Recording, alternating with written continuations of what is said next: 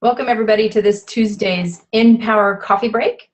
We're here with Liz McGrory again to talk about working moms, but particularly with respect to think about how do you think about your own career? What kind of vision do you have for your career when you've got this other full-time job of being a working mom? And as always, I'm Dana Theus here with Mary Brody for InPower Coaching. And this is an interactive forum that we host every Tuesday from 1 to 1:30. You can see upcoming shows, their titles, and how to log on and join us at coffeebreak.InPowerCoaching.com. We cover topics having to do with survival and thrival in the workplace, how to think about your career, how to lead teams in a way that creates a pro-employee and pro-human workplace. And basically, we kind of talk about all those work-life blended topics. So I'd like to welcome the folks that are online live with us and invite you to participate via chat or the question and answer. And we're going to launch now into talking to Liz. But Mary, why don't you introduce Liz for us again? Sure. And Liz, welcome back. We've had you on a couple of times now. Thank you. Yeah, it's always great to have you here and have the conversations. They're great. Liz McGrory, she guides working moms to be an audacious boss of their mommy energy through private virtual coaching sessions and through her writing. She writes on About.com as their working mom expert, in her mommy energy blog, in eZine, and in her self-published book, Igniting Mommy Energy. Woohoo. So again, welcome, Liz. Thank you, Mary. You know, Liz, I love this topic. You know, working mom, career vision. And the reason is because looking back at it, I did such a bad job. I mean, I came out okay. But I think I came out okay.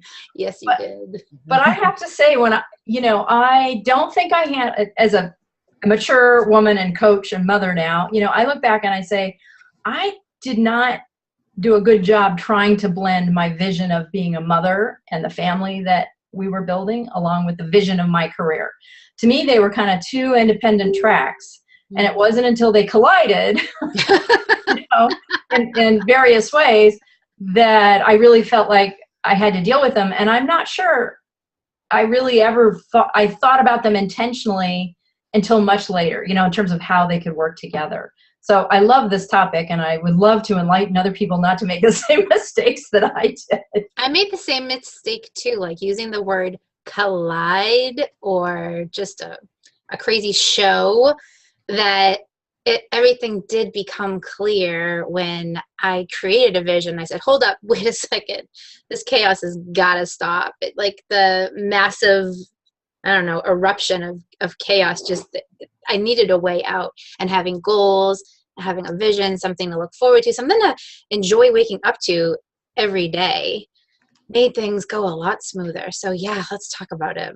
So what did that look like? And I'll start from the dysfunctional part that I remember, because your kids are younger than mine. So, what I remember was that, I had this plan for my career that it probably could have been better too, but, I was enjoying my work, and I was wanting not necessarily to advance like up the ladder, but I wanted to keep getting more and more interesting work.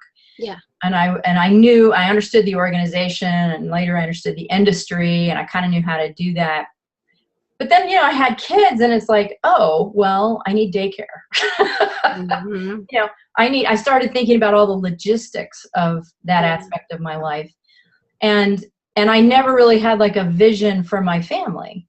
Yeah. So I had a vision for my career, but not a vision for my family. So what does it mean to you? Give us an example of like a vision that encompasses them both. That encompasses them both. Like you, I had this vision for my career, and once my family came along, I thought to myself, well, if I know where I'm headed career-wise, why aren't I paying more attention other than just flying by the seat of my pants, trying to figure out how to make this whole motherhood thing work? And it's about respecting yourself and respecting your personal life. Because like what a lot of people say, what you do for your career does not define who you are. And that's so important, especially because when you become a working mom, you lose your identity. because you lose your identity. You lose your identity, you lose yourself. Maybe that's a better way of putting it. You know what you're doing career-wise. You're now a mom. You have this sense of responsibility to take care of your newborn, take care of your family, take care of your home, and yourself just sort of gets lost in the shuffle. See, that's interesting because as the coach now, I can say we actually gain an identity. You realize that you gain an identity, which in essence is what it is. It's almost like a birth of a new identity that you just sort of get lost in the shuffle and in the haze of it all. That's why us talking about envisioning your ideal working mom lifestyle is the first step of getting out of that fog and realizing that what you want personally is just as important as where your career is about to head. I don't think I really answered your question though, or did I? Well, yeah, I think you did. Well-rounded way. Well, what you said, I think is really important, which is it's okay to have a vision that includes both of them. You have to. And you have to. And you're right. I mean, I certainly didn't. In retrospect, I think I had to give myself permission to put myself back in the equation. But that didn't happen until like my kids were in high school. Actually, that's not completely true, but I mean, that's when it gelled for me. And maybe nobody gave me that permission. I just had to figure it out. I don't know. It gelled for me, if I can share personally, when my daughter started having behavioral issues. My husband had his health issues. My son has his allergies.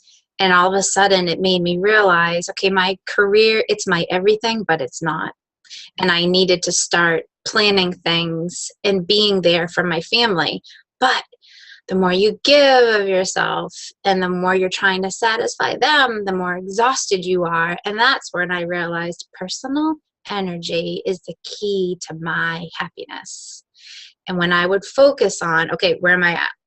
Where's my energy at? Is it deflated? Has it escalated? How's it doing that? And I got like almost scientific about it. It's almost like an experiment with me 24/7, and it's calibrating. And that should be part of the vision that you're creating, that you're constantly calibrating what your vision is like, how your energy is affecting your vision, and your work toward fulfilling that vision. I really like what you said about your energy. Obviously, this is something you and I share, is this belief that personal energy is important and that fuels all kinds of success, including the kind of success of being a good mom for our family. Yeah. Yes. Right. But it's the old, the airline thing. You got to put your own mask on first, right? Like you can't help other people. You can't help people who are struggling like your family was, if you're not strong and capable and full of energy yourself. And that's where having this vision helps you put that oxygen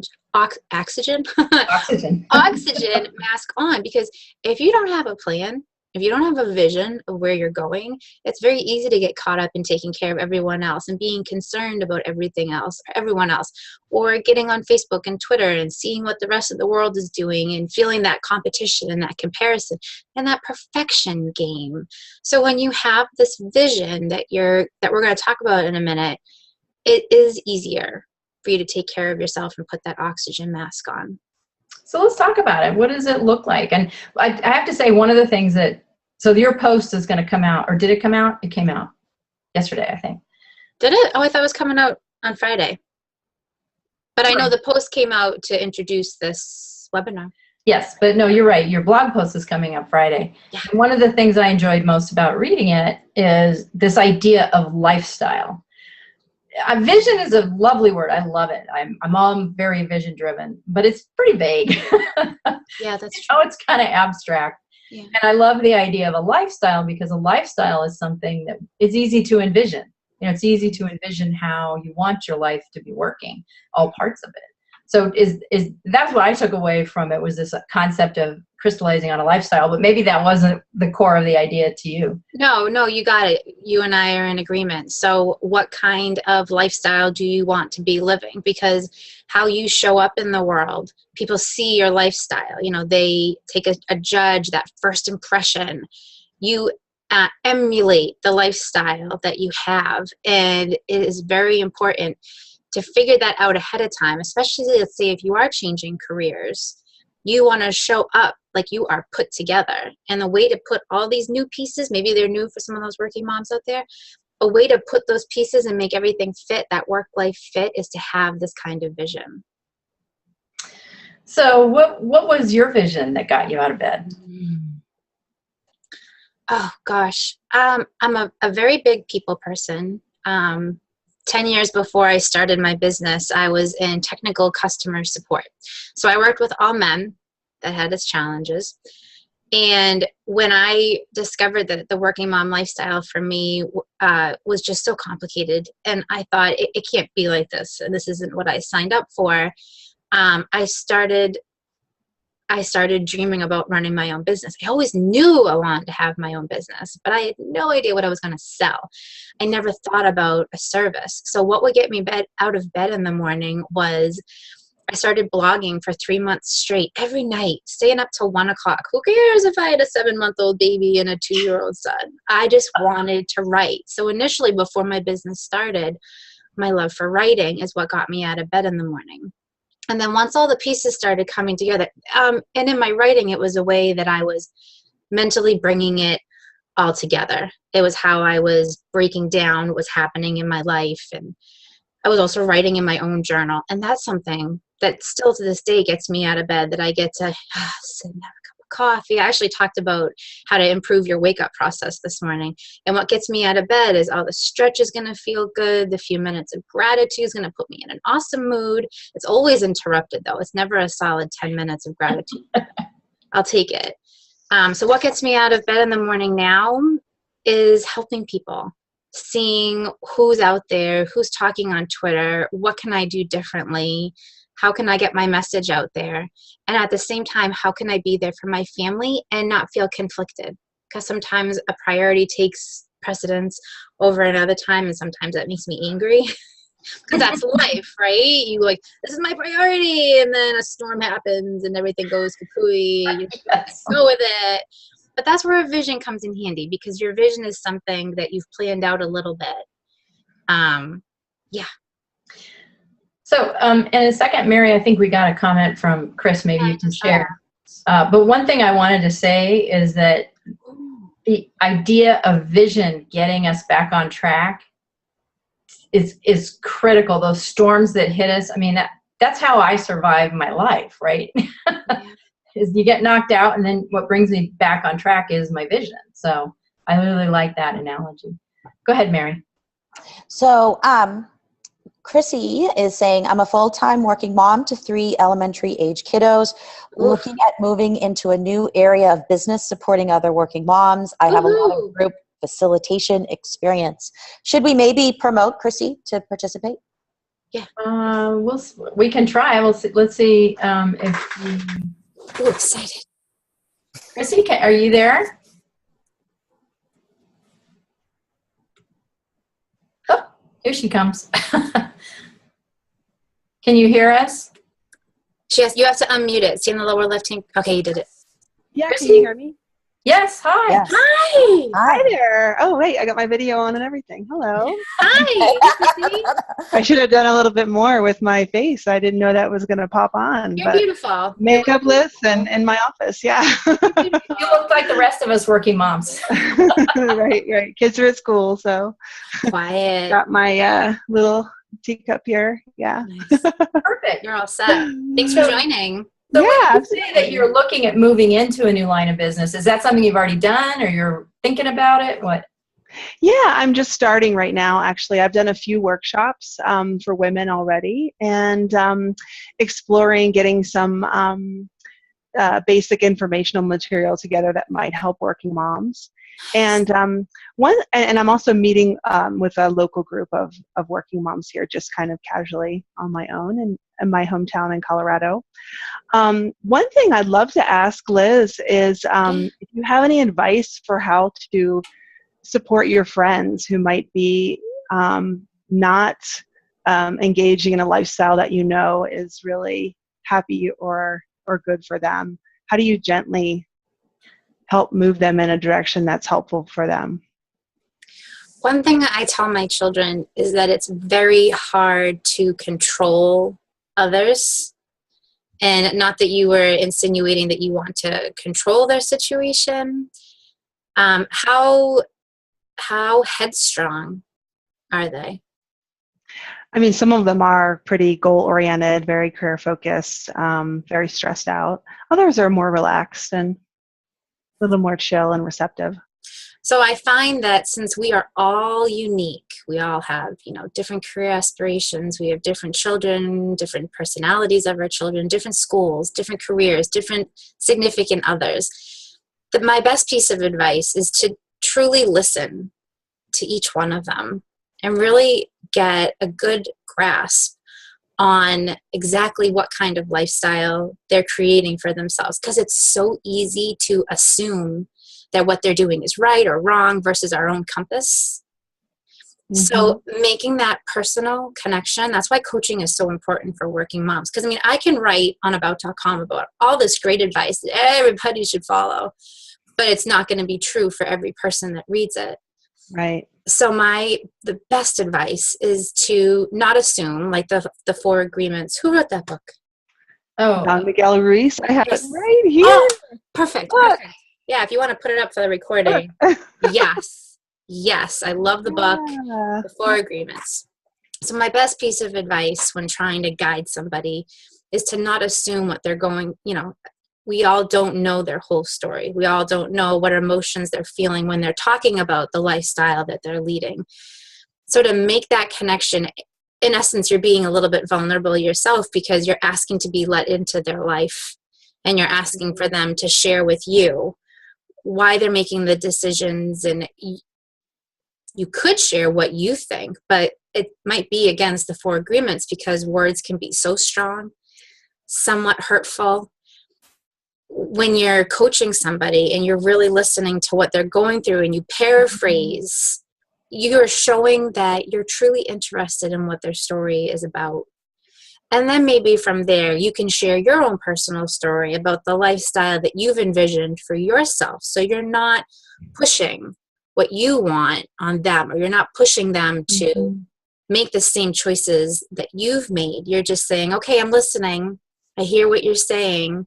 And now you understand that I know what you're saying because you've paraphrased it. In essence, you're coaching. Then you can say, well, could I share a story with you? Get that permission. That's a coaching tactic too. And then share your story and about what you're going through. And then you leave it. And they might not get the aha at the moment. They may not get that click. And this is really important, especially if you're going out and you're doing workshops. It's just, my best advice is just to really be a good listener and wait for it. And wait for them to get that aha moment after you share the story. It may happen later on, and just be open for when they come back to you, if they even do. And yeah, I would agree with all of that and add one more thing, which is my coaching technique. I'll just give it away. Force myself to only ask questions. Make no statements. Because if you don't make statements, you can't do what Liz is warning us against, which is, telling people what to do or giving unsolicited advice. If you're really good at asking questions and your intent is to understand and to listen and to help that person go to a place maybe they're not going on their own, then you'll ask the right questions, and then they get to go, yeah, I wonder what the answer to that question is, and something comes out and they're like, oh wow, I never really thought of it that way. So, but the discipline I put on myself is I don't allow myself to make any statements. And that way I think of questions, because if there's stuff in me, it wants to come out, but if I force it into the format of a question, it comes out better. Great. Thank you for that. Yeah, I'm interested because I know only a subset of women attend, webinars like this or listen to the recording. And I think that there's so much power in the women that do to spread the word out to others. Well, I think you're right. And the fact that you're kind of like at a grassroots level with your own community, you're creating a safe space for women to have this conversation. And at the end of the day, we can read all the books, we can read all the blog posts, we can write all the blog posts.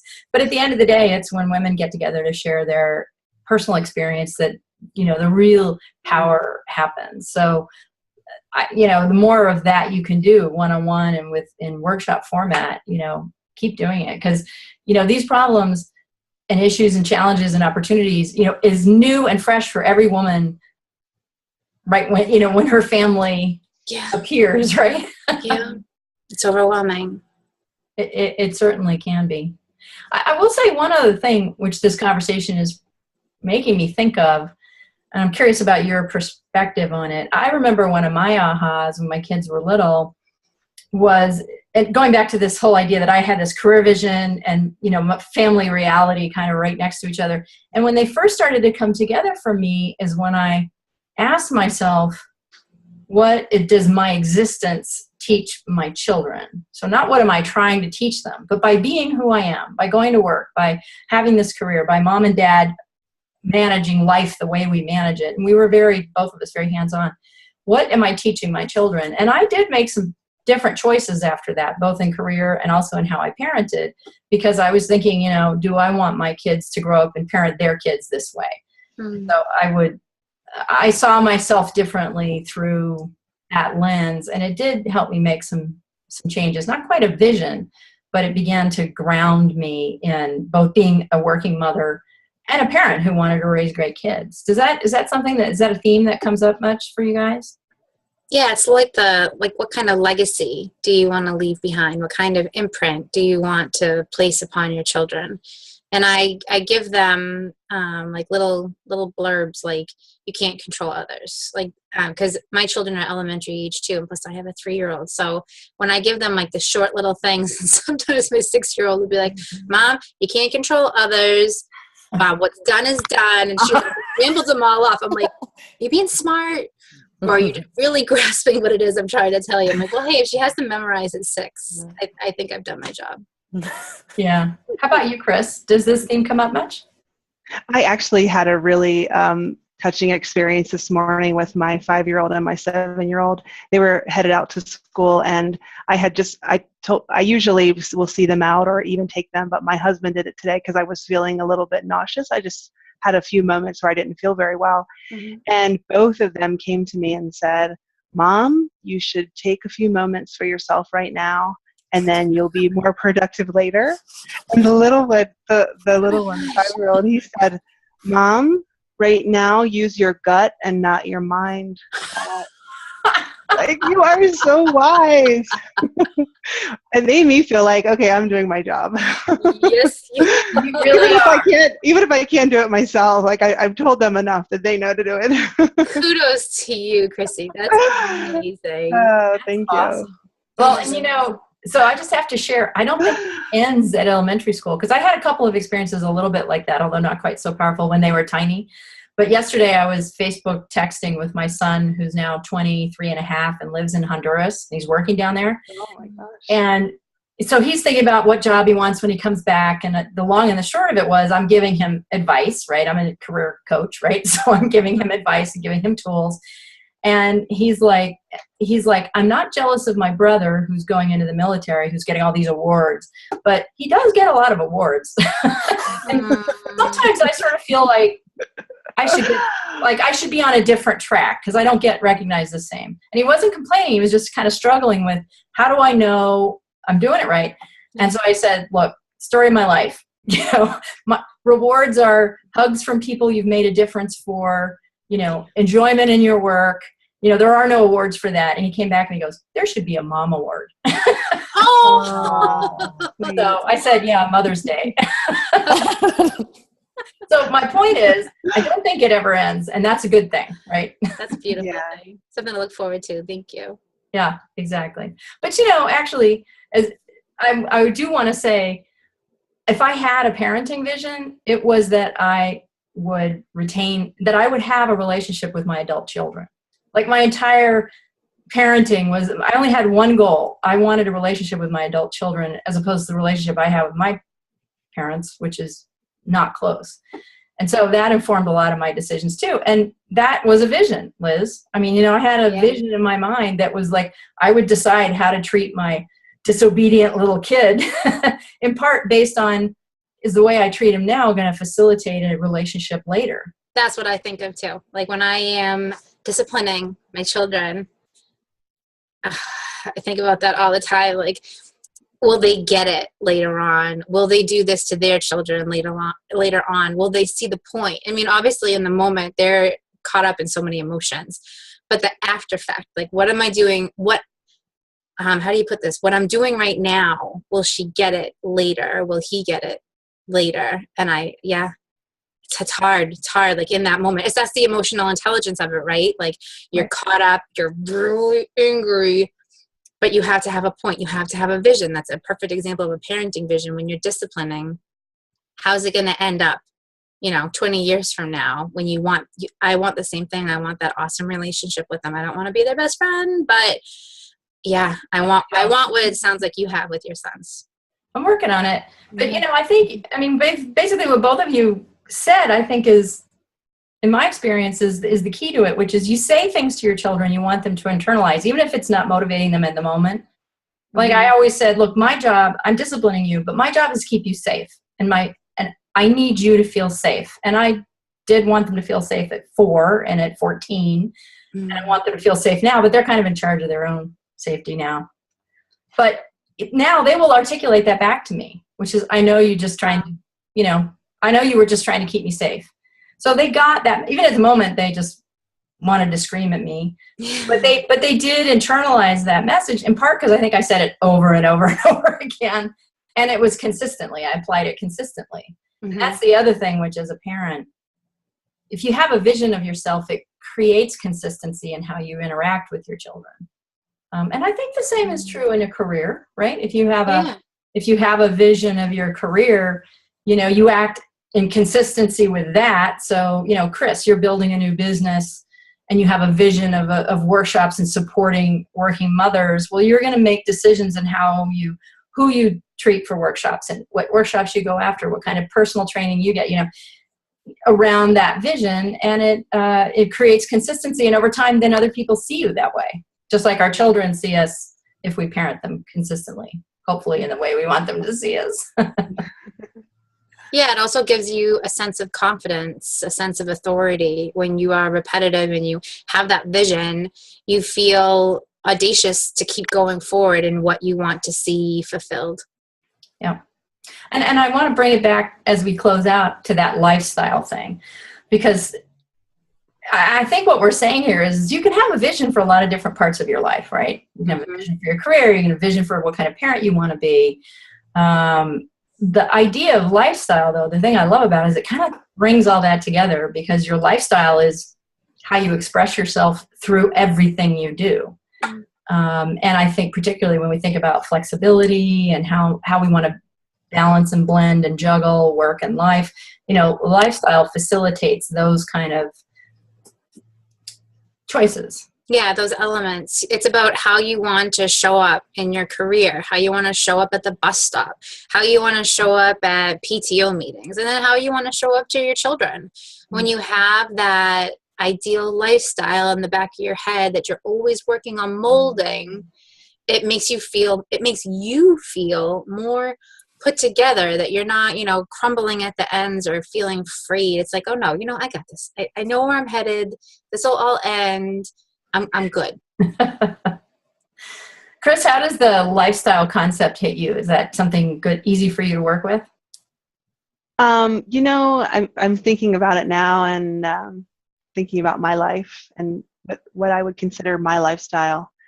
And I was just thinking of a change my husband and I just made a few days ago to our morning schedule. The school's not been in session for very long, and we found we were getting the kids up a little bit too late to avoid rushing. And so we started waking them up a little bit early, so that one of my daughters really loves to just take her time at breakfast. And I was actually not enjoying saying, okay, couple more bites, hurry up, we've got to go. It felt yucky. So that is something I don't want in my lifestyle. I don't want to be rushing my children. And so the way to deal with that, at least we're trying it this week, is to wake the kids up a little bit early. And then the other 2 kids leave the table, and she can sit there and, half pet the cat, and oops, I dropped some on the floor, or I like to do something cute with my food. She can have that time that I really appreciate about her anyway. And yeah, just be more relaxed. So we're trying that this week. That's the one thing that came to my mind. I love that. And you have a vision for your lifestyle that you now realize does not include rushing. Exactly. and just think about how many other places in life you can apply that. Great point. True. Yeah. I love that. Me too. Well, we are like over our time, so obviously we have to do this topic again. Because it's always such an important and rich sort of topic area, motherhood and working motherhood in particular. But clearly we can do this again. And Chris, we'd love to have you back. Maybe thank you. Yeah. maybe you can get your email address after the fact, and then we'll invite you in. Well, you're always invited in, but next time we do one of these topics, we'll give you a little more notice this time. Thank you. I literally saw the email this morning. I think I got it from Liz. I just signed up for your email list, Liz, like 2 days ago. I thought your name looked familiar. Thank you for signing up. Yeah, absolutely. Yeah. And then I thought, I'm just going to attend today. And then boom, here I am on the screen. What happens? Well, thank you very much for joining. And if we don't have your email address, maybe Liz can. I do. I'll forward it on to you guys. Yeah, we'll send you some stuff on the back end because we want these things to be as interactive as we can, certainly. Awesome. Well, thank you so much. Yes, pleasure. Well, thank you, Liz. Again, obviously we'll be having you back. Mary, thanks as always for administering us, keeping us going. So once more, join us at coffeebreak.InPowerCoaching.com to see upcoming topics, to see the past recordings, and to tap into our podcasts as well, because we're great to take with you on the commute. Woohoo. Take care, everybody. Bye. Thank you. Bye.